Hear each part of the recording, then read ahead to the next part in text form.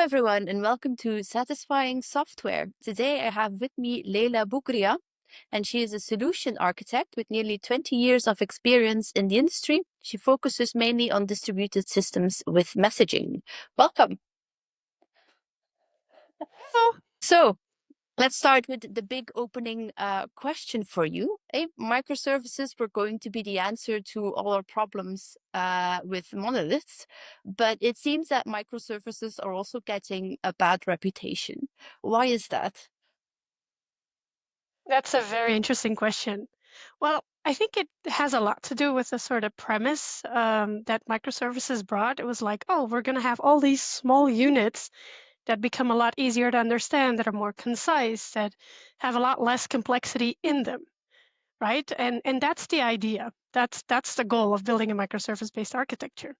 However, what people tend to forget in that picture is that you haven't really removed all of the complexity. You've just sort of moved it, right? You've moved it into how do these services communicate with each other? How do they interact with each other? So you've just kind of taken the same issues that we had before, but moved them and actually introduced additional complexity because now, in many cases, there's a network in between and there's more latency, and we have different types of infrastructure that are now sort of integrating with each other.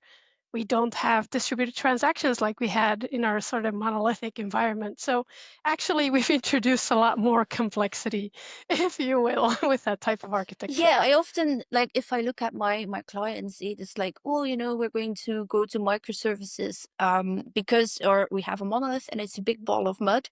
And then when I look at sort of the architecture, what they have is a distributed big ball of mud, which I always say is the worst position to be in as having an architecture in your company.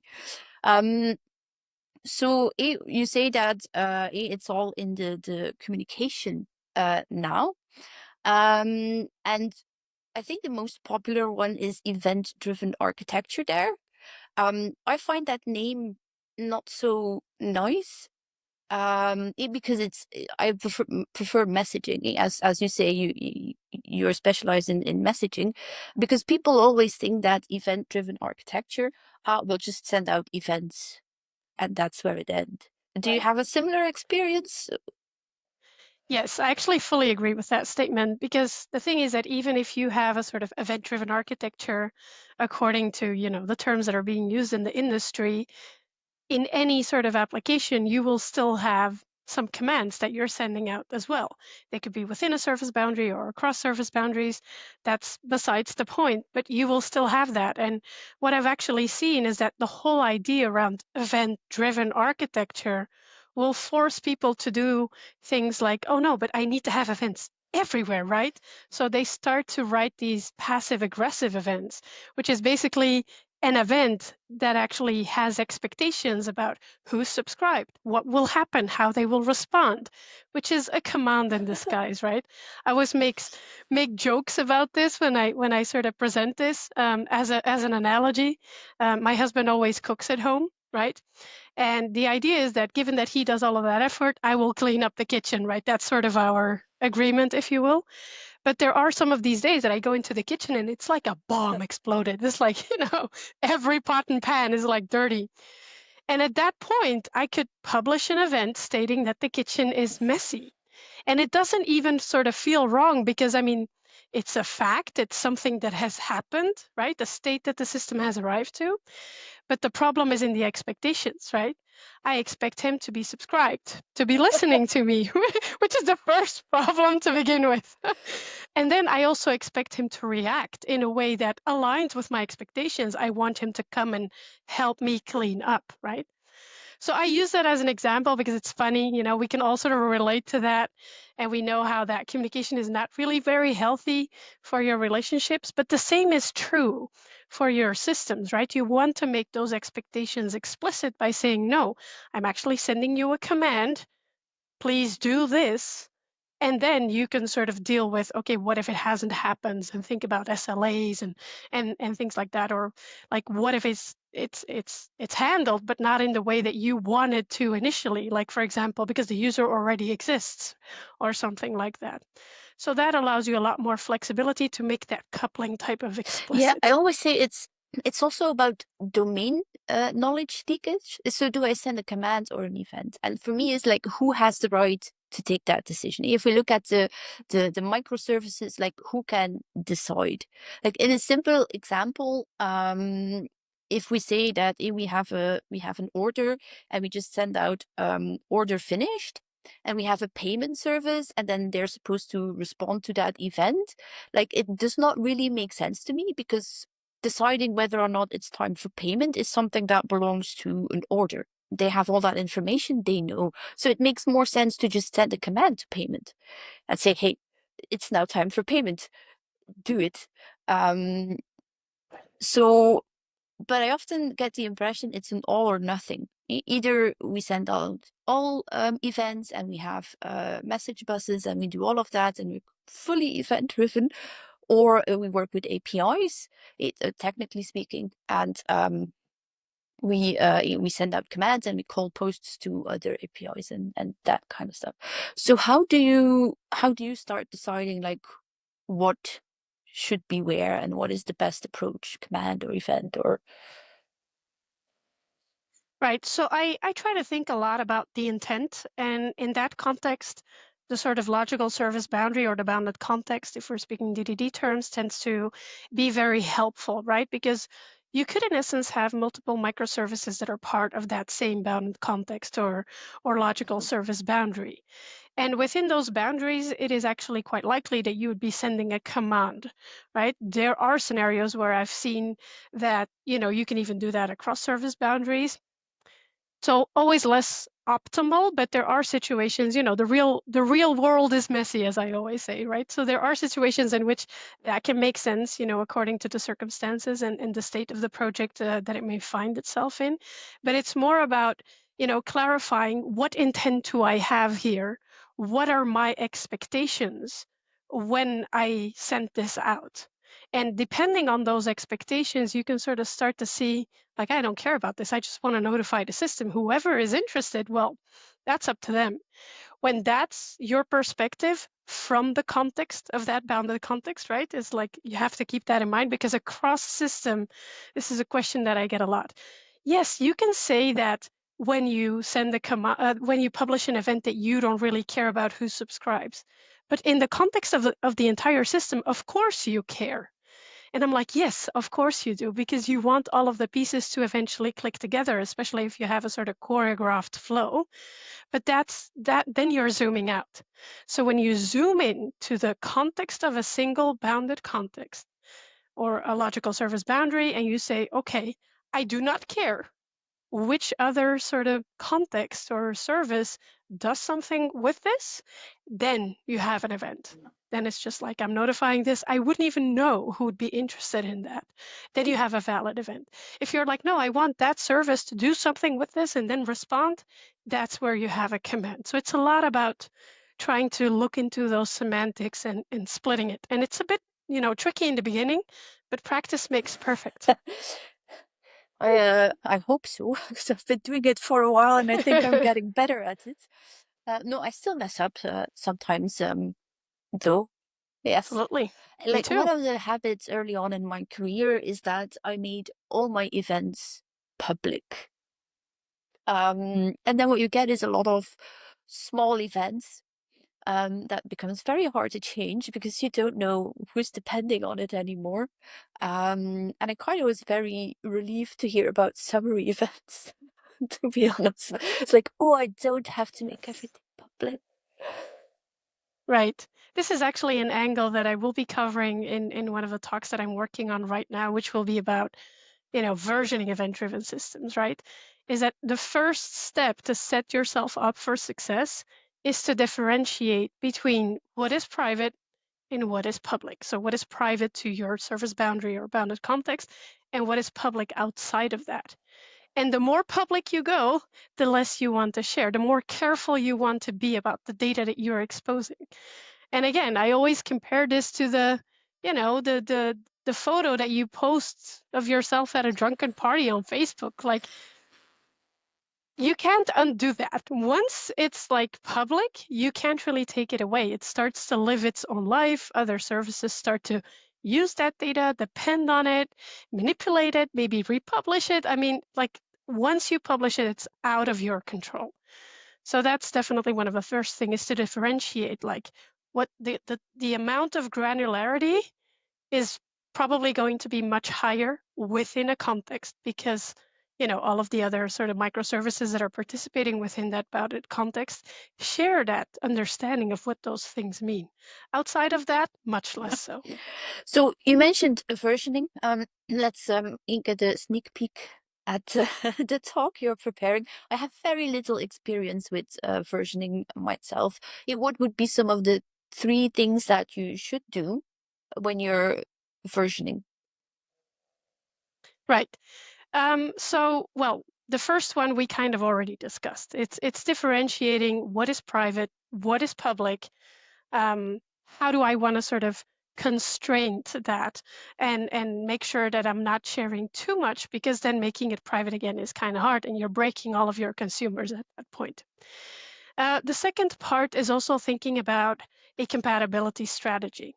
So let's say that you are a producer of events, then you have to start thinking about your consumers. And okay, you may not know who they are, but you will have a sort of general understanding, zoomed out of, this is still within sort of my system, and my system is handled within my organization, and my organization are 40 people, let's say. Or, okay, my organization is like 15,000 people, and right? There's like so many teams. Those contexts are really different. So depending on the exposure of your events in the sort of system-wide picture, you have to sort of think of, okay, if I'm going to change this thing, how is it going to affect my consumers? And that's where you can start thinking about compatibility strategies. For example, saying, I want this to be backward compatible, forward compatible, fully compatible. And I'd rather you not say not compatible.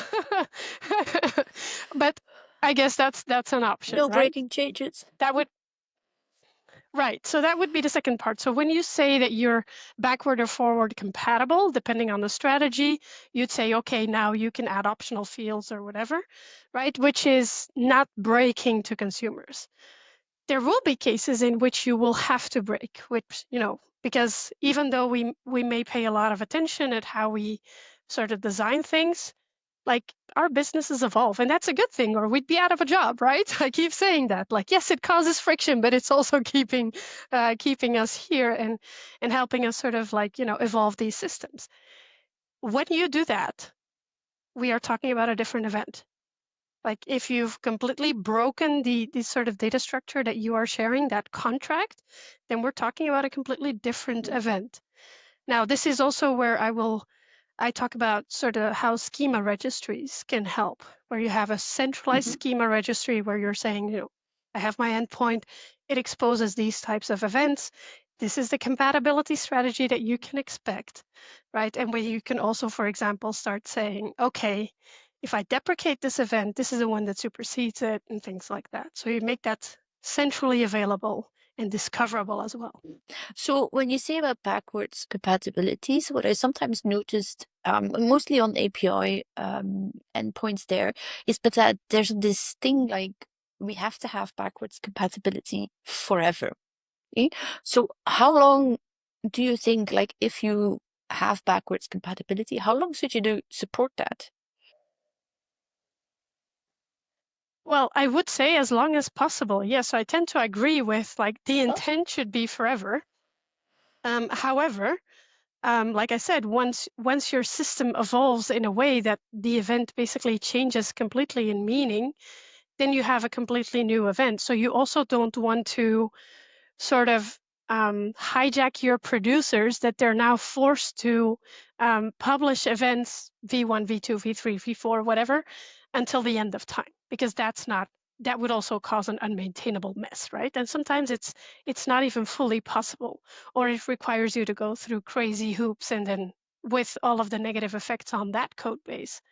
So one of the things that I like to compare this whole thing with is when you sort of sign a contract with whomever that is, right? When you sign a contract, you're basically making a promise, but you're putting your money where your mouth is, right? You're signing a paper. It's not just like, yes, yes, we agreed, we're gonna do this for sure, and then later you turn around and it's like breaking change. No. The idea is that you have that schema registry as a sort of like a contract, like a thing that enforces it, even for you. But of course, when you say, okay, but like the situation has entirely changed and we want to evolve, then what do we do in real life? We renegotiate, right? There might be an amendment to that contract, which is exactly what this is, which entails notifying, hey, there's this new thing that is coming up. You could even do that in a proactive manner.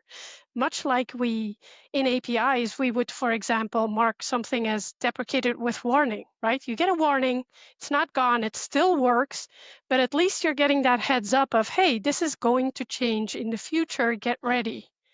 Right, so it's a little, when you compare that to Semver, it's a little bit like that. It's like, okay, first signaling there's a change coming up, and then saying, okay, when is this change going to be enforced? By when will this be deprecated? And then what do I use instead to allow all of your consumers to evolve? I mean, it's important to realize that the events in an event-driven architecture are the API of Yeah. our system.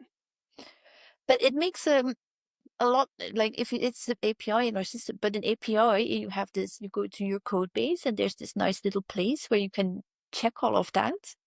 With an event-driven architecture, that becomes a hell of a lot more difficult. Um, how do you make it easier to see what are my contracts, what are my interfaces? Right, so that's exactly also what a schema registry does, right? It gives you a centralized place where producers will say, you know, these are the events that I'm exposing, and any consumer could go there, centralized place, and see, okay, what are the events that are available? Um, are they going to be deprecated? By when will they be deprecated? What will be the next event that supersedes the previous one that was deprecated? And it gives you this central place that you can go to and then understand what should the schemas of these events be. And that's actually the whole Yeah. idea of there's actually now also a standardization Oh, effort happening around this, because there are schema registries already out there like Confluent, and for event hubs you have a schema registry also built in, and there are many other options. But now there's under the CNCF a standardization effort happening under X registry, which I've recently also started to get involved with, and that's why I've been sort of digging into this topic more. And yeah, and it's really exciting to see where that's going, because then we'll get sort of also the same sort of guarantees of how a schema registry behaves across any vendor that you may use, right? Which is one of the common problems that we have in our software industry. what are you talking about? Documenting is not a problem at all in our industry. Of course, it's so Yeah, straightforward. when you were saying all of that, and I was like, oh, that's very nice. I hope there are tools to automate this, at the very least, partially automate this, because we're not Mhm. good at documentation. Right. I'm actually hoping and seeing, like now with this standardization effort, how it opens up the ability to also, for example, step away from shared code packages for contracts and stuff like that, where you could even say, look, I'm going to go to the schema registry, I'm going to use this version of this event and just generate schemas out of that. You don't even really need to write the code anymore. So it's going to become a lot less brittle, because, you know, it's not exposed to our mistakes anymore, right? A lot of people sort of engage in contract-based testing, which I think can be valuable, but I can also see how schema registries fill a bigger hole there as well. And yeah, it's also going to make that a lot more easier, because you can also add a bunch of metadata. You can add descriptions to those events. So part of it also becomes kind of living documentation, if you will.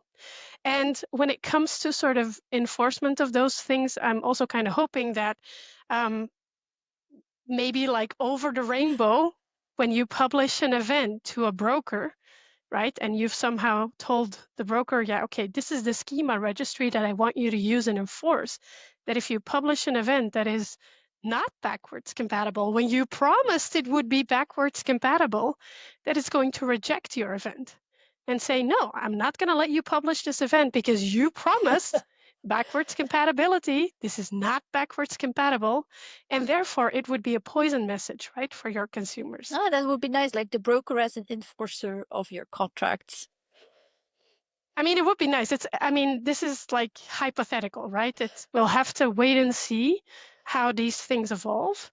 But at least, like the least that I assume that is that there will be an ability to do client-side enforcement, to say as a client, as a sort of as a client of the registry, if you will. So as a producer, you could say, hey, this is the schema registry that I'm using. This is the event payload that I want to publish. And that you could then use the schema registry to say, hey, does this make sense before I go ahead and publish it? And if yes, you can publish it. If no, well, you go and fix things, right? So that's something that I think by definition will be Mhm. possible. But what would be the step further is to have this automatically enforced, which would just be awesome, Yes, right? that would be brilliant. So we've mostly been talking about less pleasant things about event-driven architecture. So what makes it worth it to go for an event-driven architecture? That's a terrific question. Well, actually, one of the things that I enjoy a lot about building these types of systems is that my goal is always to align the system's behavior with what's happening in the outside world. And I know this aligns a lot with DDD, but an event-driven architecture allows you to express things in a way so that they best align. And I tend to enjoy that because, from a very early age, when I was just starting as a software engineer, I was always sort of this person that was always asking the annoying questions, and everyone was like, "Oh, stop asking all of these questions." And there was definitely a time where I thought like I was irritating or difficult or whatever, and I've realized that it's definitely one of my Yes. strengths now later. Um, but yeah, I had this curiosity about why do they want this? How do they work? And how does that make sense? And I try to also make a sort of point of it if I start somewhere new in a completely new domain is can I shadow the people that are using this application? Like, what's their behavior? How do they use the system? Because we have so many assumptions about how we think they use the system, but how do they actually use the system? How do they execute their day-to-day work? And to then align our system, not only the language, but the behavior and all of those interconnections with that sort of real life behavior. I think that's really Yeah, powerful. I totally agree with that. I also like when a lot of people they go for all the, oh my God, that's, it's so much more complicated. You don't know this. Yeah, so they often, our brains just work like that. We see the negative things a hell of a lot easier than the positive things. And I always say that, but you have experienced this in life. Like anytime you order a package, I mean, they put it in the mail, it goes to this mail office. I mean, I said they're doing the exact same thing with your package and it arrives in your bus eventually. So we can do that in our software system as well. It is just an event is like an envelope that you just ship around, and we're okay with that. This is nothing new to you. It's just that now it's going to be in software. And we have, we have tracking numbers on packages, so we can have sort of tracking there as well to make everything easier for you. But it is true that, in real life, most of it is not synchronous. You don't get this and an answer and then everything goes like that. Most of it pretty much happens async. Yes, I would agree like fully. I think real life is asynchronous. And actually, whenever like this is one of the things that I cover in my workshops as well, where people are like, yeah, but I mean, like how would I do this, and it has to like immediately work, and people, this is an assumption, this is also an assumption that's sort of like enforced over years of building synchronous communication based systems, right? But what I always try to sort of ask people is, okay, imagine that there was no system, like there are no computers, there are no computers, right? What would happen? Like, oh, but I have to update my stock immediately after an order is placed or after it is shipped or whatever sort of the business requirements are. And people tend to sort of chase that consistency, if you will. So I'm like, okay, step away from that. Like, imagine that there is no system. You have a huge like store, no computer system, and people are just coming in, and you have multiple queues and multiple people who are working in the store, grabbing stuff from the stock and doing things with that. How would that work? And that usually causes this, So I think that works really well to force people to sort of step outside the synchronous assumptions, if you Yeah, and will. it's true, right? I mean, you go to you're gonna buy shoes, and you go, do you have that in my size? And they're like, well, go check in the back. And either you come back with, yes, we have them, or we'll put in an order and you'll have to wait. And your software system can do the exact same thing. Yeah.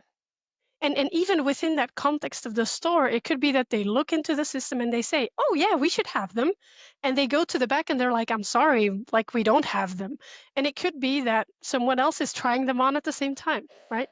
Yeah. Like these things happen in real life. They do. I think, yeah, a warehouse or some sort of shoe store is a great analogy for explaining event-driven architecture as well.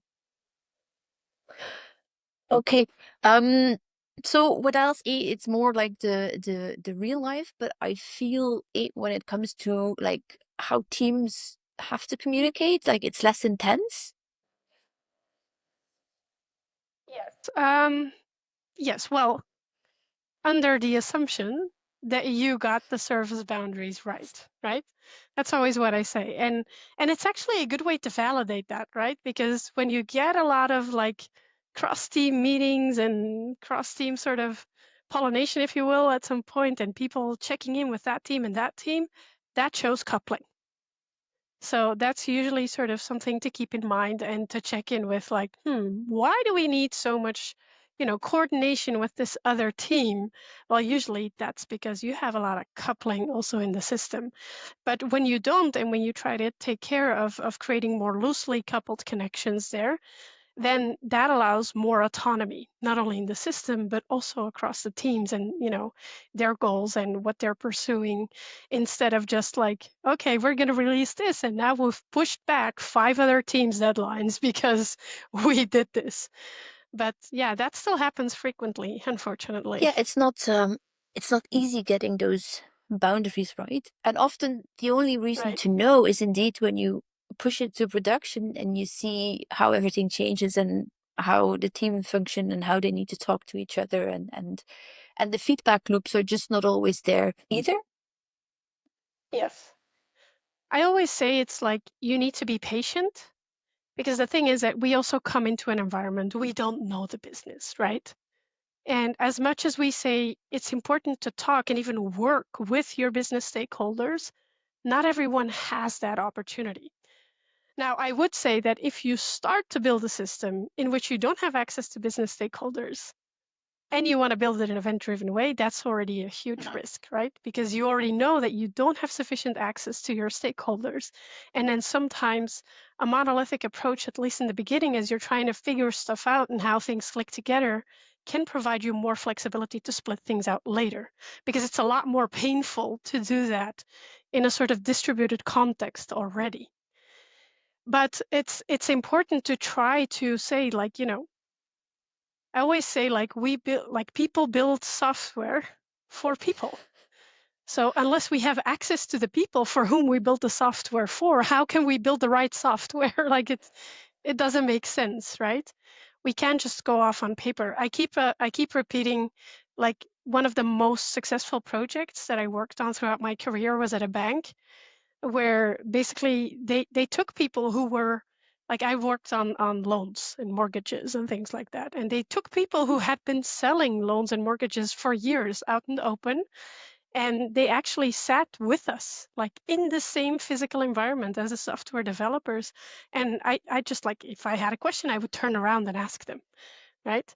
So that's like the the over the rainbow best scenario that you can imagine. And I realize not everyone has that opportunity, but that's a constraint that you have to take in mind also when you make architectural decisions about your system. How's your view on that? Um, I've worked in places where I had access and where I did not have access. I remember my first job. It was pretty standard. It right, someone from our team and someone from the customer got into a room, talked for hours, with a whiteboard, and then came us back and told us what to do. But that wasn't really working, and we pushed it to production, and then we spent weeks and weeks fixing everything. And so when the second part of that project sort of was enabled, I was like, I don't want to do this anymore. And I literally spent days on the work floor with the people who would use it, and start asking questions. Some of them were not happy about it. Because it does slow them down and it's not part of their job Yes. description, even though it's part of mine, I feel, to understand what they do, but them giving my time, their time is not that. Um, but I had the CEO of that company was very supportive. He understood where we came from, and he was like, "Look, if you have to explain it 5 times to him for her to understand, you're going to have to, because else she can't program it into it, and it will be Right. horrible." So I was very happy about that. I think I got most, satisfaction out of my job if I saw the people as well. Feel this a bit lonely, I think, if you never see anyone who actually is using your software. Yeah. And to your point, Heen, actually one of the things that I also always recommend when you're in an environment where people are more reluctant to spend their time with you is to try to also observe what they are doing. And sometimes what can happen is that you catch something that is suboptimal in their workflow, that you can help them improve, that you can help them automate, and then you're giving something back for their time, Yes. right? So you've helped them automate something somewhere that's made their life easier. Well, now they'll be a lot more likely to spend their time with you, not only out of gratitude, but also out of, that piece of sort of time gain that they had, they can now spend with you. So sometimes we also have to invest a little bit to take back a little bit of their time as well. It's a two-way street. It is, and I think that's still missing a bit. Most of like it's they tell us what to do is often not like it's not nothing negative, but it's also what you're taught. Like people will give you business requirements and you will program that, and your job is to program. Um, but looking at but I have the knowledge on what we can do with software, and I always say that the people who use your software don't. Like they have no idea what you can and cannot solve for them. So try to find out what is their problems, what are their frustrations, and then tell them like, hey, we can actually help you with that in this way, for software. Right. Um, and they will be very grateful for that. Yeah, I fully agree. Also from the context that we all have our biases, right? All of us are standing in some kind of a Yes. box, is what I always say. And in order to sort of be able to step out of that, even for them, like when they come to us with business requirements, a lot of those requirements are really solutions.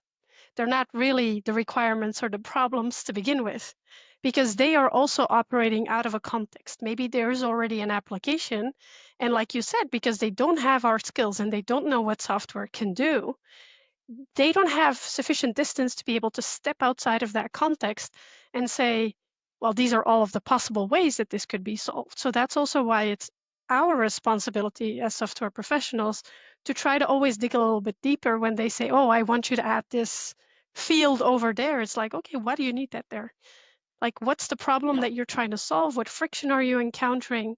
What is the underlying reasoning? Because many of the times they also come to us with solutions. Yeah, that is find the problem. Not oh, you want an Excel file, here you go. It's another thing I'm very passionate about. So, I think we're passionate about the same things. um we're almost at the end of the podcast. Is always sort of end in a similar way. So first is rant away. So event-driven architecture has been around for a while now. But what are some of the problems you still notice or the frustrations with software developers around that topic? so I would say like it would be the versioning angle, which is exactly why I've sort of, you know, sort of dove into the topic a lot more and am spending a lot more attention to that because there are many parts that we've improved. Even over the last few years, I remember like at a time where I was building systems and I was incredibly frustrated about debugging these. Like, how do I, like, there's so many components and I don't even know where to start. And now observability brings, a good answer to that, not only in distributed tracing, but across all of the observability signals. And I really do believe that, with schema registries and centralized schema registries specifically, we will provide a better answer to also the versioning of our systems and the evolution of our systems in the longer term, which I think is now still one of the biggest pain points where you like, okay, we publish a new event and, half of the system is breaking elsewhere. Oh, that was not the intent. Well, hopefully not, but Yeah, I am looking forward how that's going to evolve over time because it was a pain point. Yes. yeah. And so as a final question, the podcast is called Satisfying Software. So what does satisfying software look like for you? I may have an unpopular answer to this question. Shoot. Satisfying software to me is software that is still running in production 10 years after it was initially written. Okay, I can see why that is going to be unpopular, maybe. I know, but I mean, that's really the sort of proof that your design was good and that, your architectural choices stood the test of time, if you will. And I keep saying, like, our job is not to come in and continuously build new systems that, deprecate older ones and reinvent the wheel. Our goal is to solve business problems in the best way that we can. And that doesn't always necessarily mean to rewrite everything. So, in my opinion, when I look back at the most impactful projects in my career, it's the ones that are still standing years after I left. Because I think that that says something about, the quality of the solution that we built as a team. I can see that. Yeah, it's a wonderful answer. But yeah, maybe some people will not agree. But I agree with your assessment there. So thank you very much for joining us, for having this lovely conversation with me. Thank you so much for And having me. thank you, It yeah, was a and pleasure. thank you, listeners, for tuning in again. And I will see you at the next episode. Bye. Bye.